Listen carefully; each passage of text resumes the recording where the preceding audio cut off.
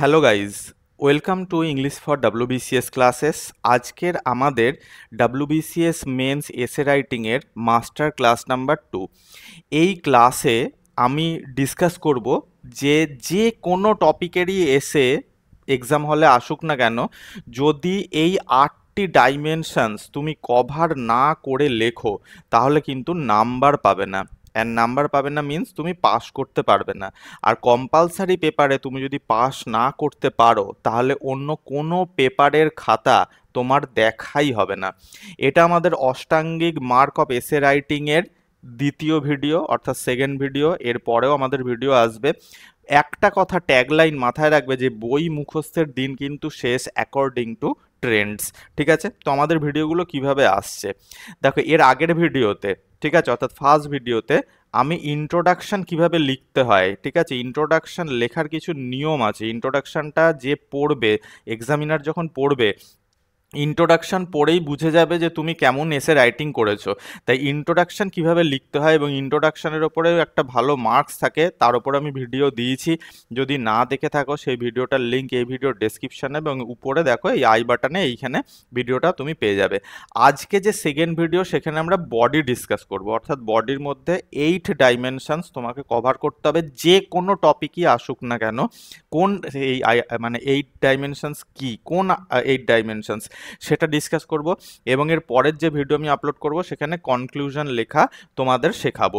তাই এইরকমই যদি তুমি এসে রাইটিং অর্থাৎ ইংলিশ রাইটিংয়ের নোটসের সাথে অন্যান্য সমস্ত সাবজেক্টের যদি একটা অর্গানাইজড মেটেরিয়াল, আলটিমেট রিসোর্স যদি তুমি চাও, তাহলে আমাদের একটা প্রোগ্রাম আমরা লঞ্চ করেছি, WBCS Nitya Pragati smart note program, smart revision program, যেখানে আমরা বিভিন্ন মেটেরিয়াল শেয়ার করি এবং সেই মেটেরিয়ালসের যদি তুমি ঠিকঠাক পড়ে যেতে পারো তাহলে প্রিলিমসে 140 মার্কস তুমি পাবেই পাবে, মেন্সেও তুমি 1100+ মার্কস পেয়ে যেতে পারো। এটা হচ্ছে ডিটেলস, এর স্ক্রিনশটটা তুমি নিয়ে নাও। কি কি তুমি পাচ্ছ, 24 ইয়ার্সের তুমি পিওয়াইকিউ সলিউশন পাচ্ছ এই সমস্ত মেটেরিয়ালসের পাশাপাশি। সমস্ত পিডিএফ ফরম্যাটে পাবে। দুটো ফুল মক টেস্ট আমাদের আপলোডও হয়ে গেছে, আর একটা প্রসেসে আছে, এই 15ই অক্টোবর আমরা আপলোড করে দেবো। তো যদি ইন্টারেস্টেড থাকো এই হোয়াটসঅ্যাপ নাম্বারে নিত্য প্রগতি প্রোগ্রামে জয়েন করার জন্য আমাদের সঙ্গে কন্ট্যাক্ট করতে পারো। কারা কারা জয়েন করতে পারে? একজন বিগিনার যে এখনও মেটেরিয়ালসের জন্য এদিক ওদিক হাতড়াহাতড়ি করছে, যারা বারবার প্রিলিমস ক্লিয়ার করতে পারছে না, এবং ওয়ার্কিং প্রফেশনালস যাদের হাতে পড়ার বেশি টাইম নেই। এই হচ্ছে এনরোল করার জন্য হোয়াটসঅ্যাপ নাম্বার। তো চলো শুরু করি আজকে আমাদের 8 ডাইমেনশনস। দেখো, একটা এসে কি, একটা এসে হচ্ছে তোমার মনের ভাব সেই প্রসঙ্গে এবং কিছু ফ্যাক্ট এবং কিছু ডেটা, এই বিভিন্ন জিনিস নিয়ে একটা এসে তৈরি হয়, তাই তো? তা ধরো আমরা একটা টপিক ধরে নিচ্ছি, ধরো ওমেন এম্পাওয়ারমেন্ট ইন ইন্ডিয়া, ঠিক আছে, এটা আমরা একটা টপিক ধরে নিচ্ছি। ওমেন এম্পাওয়ারমেন্ট অফ ইন্ডিয়া ছাড়াও কিন্তু আরও অনেক টপিক হতে পারে, এমনকি তোমার আমাদের যে পলিউশন, এনভায়রনমেন্টাল পলিউশন, সেই টপিকটাও হতে পারে। ইভেন আমাদের local self government, LSG, local self government, এই টপিকটাও হতে পারে। যে কোনো টপিকই আসুক না কেন, তুমি বডি, এসের বডিটাকে এই ডাইমেনশনসে ভাগ করে লিখবে। তাহলে কি হবে, যে এক্সামিনার তোমার খাতাটা পড়বে, এর আগে ইন্ট্রোডাকশনটা তো যারা দেখোনি তারা দেখে নিও। ইন্ট্রোডাকশনটা পড়লেই তারা বুঝে যাবে যে বডিতে তুমি এই 8 ডাইমেনশনস তুমি কভার করবে, ঠিক আছে। তো প্রথম হচ্ছে হিস্টোরিক্যাল কনটেক্সট। তো হিস্টোরিক্যাল কনটেক্সট কি এখনই আমরা দেখব, ঠিক আছে। সোশ্যাল ডাইমেনশনস কভার করতে হবে, সেটা কি সেটাও দেখব। Economic dimensions, political dimensions, technological dimensions, ethical and philosophical view. অনেকে এইটাকে মানে কভার না করেই চলে যায়। যারা দেখবে, যাদের তোমার এক্সাম পেপারে তুমি দেখবে যে মেন্স পাস করতে পারছে না অনলি ফর ইংলিশ রাইটিংয়ের জন্য, তারা এই এথিক্যাল বা ফিলোসফিক্যাল ভিউটা, অর্থাৎ 6 নম্বর পয়েন্টটাকে তারা হয়তো স্কিপ করে চলে যায়, ঠিক আছে। কেস স্টাডি এবং ডেটা এবং ব্যালেন্সড অ্যানালিসিস, যেটা দিয়ে আমাদের বডি শেষ হয়। তাহলে একটা বডিকে স্টার্ট করতে গেলে সবার প্রথমে হিস্টোরিক্যাল কনটেক্সট তোমাকে দিয়ে বডিটা স্টার্ট করতে হবে, এবং কনক্লুশনের আগে যখন বডিটা তুমি শেষ করছো তখন সেখানে একটা ব্যালেন্সড অ্যানালিসিস তোমাকে দিতে হবে, দিয়ে তোমাকে বডিটা শেষ করতে হবে। তাহলে যদি তুমি 700 থেকে 1000 ওয়ার্ডসের একটা এসে লেখো, তাহলে 75% ওয়ার্ড কিন্তু তোমাকে বডিতে কভার করতে হবে। এবং যদি এই 8 ডাইমেনশনসে তুমি ভাগ করে সুন্দর করে যদি গুছিয়ে তুমি লেখো, কভার করো, তাহলে তোমার লেখাটাও ইজি হয়ে যাবে। অনেক কিছু কভার হবে, যে এক্সামিনার তোমার খাতা দেখবে তারও পড়তে ভালো লাগবে। আর যদি একবার পড়তে ভালো লাগে, তাহলে তো বুঝতেই পারছো মার্কস পেতে তোমার কোনো অসুবিধা হবে না। তো সবার প্রথমে হচ্ছে হিস্টোরিক্যাল কনটেক্সট। ধরো ওমেন এম্পাওয়ারমেন্ট, এটা যদি লোকাল সেলফ গভর্নমেন্ট হতো, তাহলেও সেই বেদিক যুগ থেকেই কিন্তু লোকাল সেলফ গভর্নমেন্ট শুরু হয়েছিল। সেরকমই দেখো ওমেন এম্পাওয়ারমেন্ট দিয়ে আমি তোমাকে দেখাচ্ছি, হিস্টোরিক্যাল কনটেক্সট পড়ে শোনাচ্ছি। In ancient India, women were respected and educated. They took part in family and social decisions, but with time, many customs and beliefs pushed them backward. After independence, our constitution gave men and women equal rights. Since then, many laws and programs have tried to restore women's dignity and freedom. বোঝা যাচ্ছে? তাহলে historical context আমাদের এরম ভাবে add করতে হবে যে women এম্পাওয়ারমেন্টের জন্য, এটা যদি আমাদের তোমার পরিবেশ দূষণের উপর থাকে, তাই না, এটা বাংলাতেও কিন্তু কাজে লাগবে। বাংলাতেও তুমি একই স্টাইল ফলো করতে পারো, শুধু বেঙ্গলি ভার্সানে তুমি লিখবে, তাই না? তাহলে সবার প্রথমে তোমাকে হিস্টোরিক্যাল কনটেক্সট থেকে ধরতে হবে। যেমন এনশিয়েন্ট ইন্ডিয়াতে, অর্থাৎ বেদের যুগ থেকে, ঠিক আছে, ওমেনদের রেসপেক্ট করা হতো এবং অনেক ওমেন কিন্তু সেখানে তোমার এডুকেটেডও হতো, এডুকেশনও তাদের দেয়া হতো। এখান থেকে তুমি স্টার্ট করলে তারা সোশ্যাল, ফ্যামিলি বিভিন্ন জায়গায় পার্ট নিত, ঠিক আছে। কিন্তু with the time, in course of time, কি হলো না, অনেক বিলিফ এলো, অনেক সোশ্যাল ব্যারিয়ার্স তৈরি হলো, ঠিক আছে, মানে ব্রাহ্মণিজমের জন্য। তারা কি করলো না, ওমেনদের ব্যাকওয়ার্ডে ফেলে দিল। আফটার ইন্ডিপেন্ডেন্স, অর্থাৎ ইন্ডিপেন্ডেন্সের আগে পর্যন্ত এরকম অনেক এভিল কাস্টমস ছিল। যেমন তুমি এখানে সতী প্রথার উদাহরণ দিতে পারো, যে সতী প্রথা বলে একটা খুব মানে ভয়ঙ্কর, একটা জঘন্য, একটা নারকীয় একটা প্রথা প্রচলিত ছিল, এটসেট্রা। তো এখানে বলছে যে মানে তোমার ইন্ডিপেন্ডেন্সের পরে আমাদের কনস্টিটিউশন মেন অ্যান্ড ওমেনকে ইকুয়াল রাইটস দিয়েছে, ঠিক আছে। তার জন্য বিভিন্ন লস, প্রোগ্রামস, ঠিক আছে, সেগুলো সব তোমার করা হয়েছে, তৈরি করা হয়েছে, এবং ওমেনদের ডিগনিটি এবং ফ্রিডমকে রিস্টোর করার চেষ্টা করা হয়েছে। এটা হিস্টোরিক্যাল কনটেক্সট। তাহলে সবার প্রথমে তুমি যখন বডিটা স্টার্ট করছো, you have to write such types of a paragraph, okay. And next point হচ্ছে সোশ্যাল ডাইমেনশনস। যখনই তুমি হিস্টোরিক্যাল কনটেক্সট কভার করে গেলে, এবার তোমাকে সোশ্যাল ডাইমেনশনস দিতে হবে। Social empowerment means giving women freedom and respect in everyday life, ঠিক আছে। আমি এগুলো কিন্তু প্যারা চেঞ্জ করবে না, প্যারা চেঞ্জ বডিতে তুমি 3টে প্যারা চেঞ্জ করবে, ঠিক আছে। এগুলো তুমি পরপর ফুল স্টপ দিয়েই লিখতে পারো। সোশ্যাল এম্পাওয়ারমেন্ট মিনস গিভিং, মানে আমি এইভাবেই এগুলো তোমাকে সাজিয়ে দিয়েছি, ঠিক আছে, যেন একটার পর একটা তুমি লিখে দিতে পারো। তোমাকে সমস্ত ডাইমেনশনসের জন্য, 8টা ডাইমেনশনসের জন্য 8বার প্যারা চেঞ্জ যেন না করতে হয়। তো social empowerment means giving women freedom and respect in everyday life. Problems like child marriage, domestic violence, and gender bias still exist in many parts of India.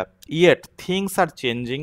Campaigns like Beti Bachao, Beti Padhao, self-help groups have encouraged girls to study and women to support each other. Education is slowly changing how society looks at the woman. ঠিক আছে, এই দেখো এখানে বেটি বাঁচাও বেটি পড়াও, ঠিক আছে, এই একটা current অ্যাফেয়ার্সের social scheme আমরা ঢুকিয়ে দিলাম, এবং সেলফ হেল্প গ্রুপ আবার একটা সোশ্যাল স্কিম আমরা ঢুকিয়ে দিলাম। কি না, এই এসেটাকে অর্ডিনেট করার জন্য সোশ্যাল ডাইমেনশনসের মধ্যে তোমাকে এইরকম কিছু এক্সাম্পল ক্রিয়েট করতে হবে। সোশ্যাল ডাইমেনশনসের পর কি না, economic dimensions. When a woman earns, she gains confidence and independence. Thousands of women are now running small business or join self-help groups. Digital tools and government schemes have helped them get loans and training. Studies show that women are now more active in both rural and urban jobs, especially in special business and services. দেখতে পাচ্ছ? তাহলে এখানে economic dimensions আমি দিয়ে দিলাম কি না, ওমেনরা কিন্তু আর্ন করছে, তারা যখন আর্ন করছে তারা কনফিডেন্স ফিরে পাচ্ছে, তারা ইন্ডিপেন্ডেন্স ফিরে পাচ্ছে। তো এরকম থাউজেন্ডস অফ ওমেন তারা কিন্তু বিজনেস রান করছে, সেলফ হেল্প গ্রুপে জয়েন করছে, ডিজিটাল টুলস ইউজ করছে, গভর্নমেন্ট স্কিমসগুলো আসছে কিসের জন্য না ওমেনদের হেল্প করার জন্য। তাহলে ওমেন এম্পাওয়ারমেন্টের জন্য তুমি এখন ইকোনমিক ডাইমেনশনসটা এমনভাবে অ্যাড করলে যেন এম্পাওয়ারমেন্টকে, ওমেন এম্পাওয়ারমেন্টকে হেল্প করছে সেই অর্থে তুমি এখানে ইউজ করলে। ঠিক আছে, বোঝা গেল। 4 নম্বর ডাইমেনশনস হচ্ছে পলিটিক্যাল ডাইমেনশনস, অর্থাৎ সব দিক থেকে একটা ওমেন যখন সব দিক থেকে তোমার এম্পাওয়ার্ড হচ্ছে, সেই সমস্ত দিকগুলো তোমাকে কভার করানো হচ্ছে, তাই না। ওমেন আর also rising as strong leaders, ঠিক আছে, তারা কিন্তু লিডার্সেও পরিণত হচ্ছে। The 73rd and 74th amendment gave them 1/3 seats in local government. এ দেখো, আমরা কনস্টিটিউশনের ব্যাপারও এখানে ঢুকিয়ে দিলাম পলিটিক্যাল ডাইমেনশনসের মধ্যে। কনস্টিটিউশনাল কিছু রেফারেন্স আমরা এখানে দিয়ে দিলাম। Today many villages and towns have women sarpanches and councillors. The new women reservation bill is another big step which will ensure more women participation in parliament and state assemblies। অর্থাৎ এখানে তুমি লিখলে যে দেশের যে গভর্নেন্স, অর্থাৎ কি না গভর্নমেন্টের যে সিস্টেম, সেখানে ওমেনরা কিভাবে রুট লেভেল থেকে পার্ট নিচ্ছে, তাই না, তবে তো ওমেন এম্পাওয়ারমেন্ট বলা হবে। তো এখানে কি 73rd অ্যামেন্ডমেন্ট অর্থাৎ কি না যে পঞ্চায়েত, সেই পঞ্চায়েতি রাজ সিস্টেমের মধ্যে যেমন ওমেনদের সিট রিজার্ভ আছে, 74th অ্যামেন্ডমেন্ট ঠিক তেমনই কি না তোমার যে পৌরসভা, সে পৌরসভাতেও কিন্তু তাদের সিট রিজার্ভ আছে, তারা পার্লামেন্টে, স্টেট লেজিসলেটিভ অ্যাসেম্বলিতে, তারা বিভিন্ন লিডারশিপে এখন তারা দাঁড়াচ্ছে। পলিটিক্যাল ডাইমেনশনসের পরে technological dimensions, this is also very important, এটাও কভার করবে। টেকনোলজির উন্নতি হচ্ছে, মডার্ন যুগ হচ্ছে টেকনোলজির যুগ, এটাকে খবরদার যেন কোনোভাবে মিস আউট না করে দিও, এটাকে কিন্তু মিস আউট করা যাবে না, একটা দুটো লাইনের ওপর যোগ করবে। Technology has open new doors for women through mobile phones, online classes and digital banking. Women can learn, earn and express their views easily.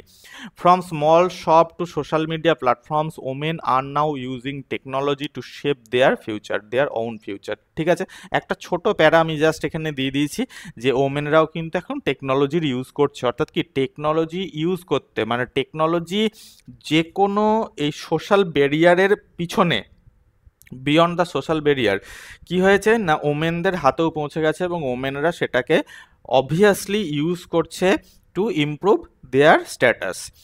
Next point হচ্ছে ethical and or philosophical view, very important point, এটা সবসময় cover করা উচিত কারণ এটা অনেক অনেক number fetch করে।